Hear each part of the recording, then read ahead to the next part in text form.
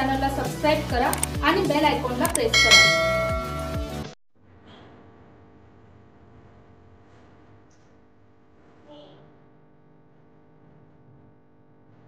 अहमदनगर जिल्ह्याच्या शेवगाव तालुक्यातील अंकुश पोटभरे यांचे चिरंजीव व बालम टाकळी येथील रायभान दादा शिंदे यांचे नातू प्रशांत पोटभरे यांची UPSC मार्फत घेण्यात आलेल्या परीक्षेत असिस्टंट कमांडंट पदी निवड झाल्याने त्यांचा बालम टाकळी येथे मामाच्या गावी नागरी सत्काराचे आयोजन करून पुढील शिक्षणासाठी व घेतलेल्या देश सेवेचा वसा पुढे चालवण्यासाठी शुभेच्छांच्या वर्षाबरोबरच आई वडिलांचे सत्कार, जिद्द, चिकाटी व शिक्षणाच्या बळावर पोटभरे व शिंदे कुटुंबियांचे नावलौकिक प्रशांत पोटभरे यांनी केल्याने त्यांचा सन्मान मोठ्या प्रमाणात करण्यात आला।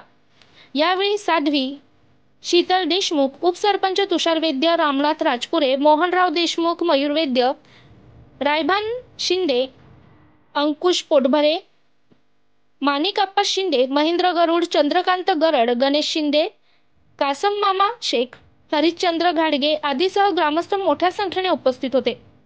पांडुरंग निंबाळकर सह प्रतीक्षा वसावे, स्टार लोक शक्ती न्यूज, अहमदनगर, शेवगाव।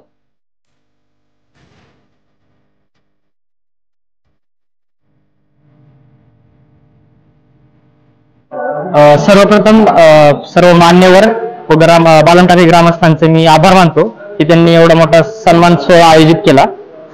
आणि खरंच मामाचं गाव असल्यामुळे या गावाविषयी मला पहिल्यापासूनच थोडी आपुलकी होती आणि या सन्मानाने थोडा भारावून गेलोय।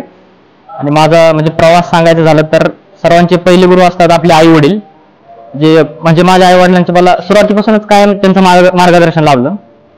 म्हणजे त्यांनी कधी कोणते स्वप्न माझ्यावर लादले नाही। मला माहिती की 12वी नंतर पप्पांनी फक्त एक इच्छा व्यक्त केली होती की तू डॉक्टर हो।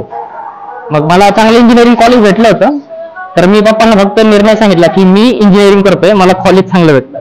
त्याच्यानंतर नोकरी भेटली मला इंजिनिअरिंग नंतर टाटा ग्रुपमध्ये। तेव्हा मग म्हणजे नोकरी करत असतानाच माझ्या मित्रांसोबत संबंध आला जे UPSCची तयारी अगोदरपासून करत होते। आणि मला पहिल्यापासूनच आदर्श आपल्या गावातूनच होता असिस्टंट कमांडंट अजय कल्याण पोटभरे। म्हणजे मी त्याच्यासोबत जेव्हा म्हणजे या परीक्षेविषयी चर्चा करायला सुरुवात केली, त्याचा मला पहिला सल्ला होता की तू आधी जॉब सोड आणि पूर्णपणे फोकस कर। त्याच्यानंतर मग तिथून हा प्रवास सुरू झाला। मग त्याचं अचूक मार्गदर्शन आणि बाकी मेहनत, मग बाकी थोर मोठ्यांचे आशीर्वाद, बालंबिका देवीचे आशीर्वाद आणि आई वडिलांनी केलेले पुण्याईचं हे फळ आहे मी असं म्हणेल। आणि त्याबद्दल मला संधी दिल्याबद्दल माझे आणि कायम सहकार्य लाभल्याबद्दल माझे आजोबा, मामा किंवा सगळे नातेवाईक असतील आणि पुन्हा एकदा मी बालम टाकळी ग्रामस्थांचे खूप मनापासून आभार मानतो। धन्यवाद।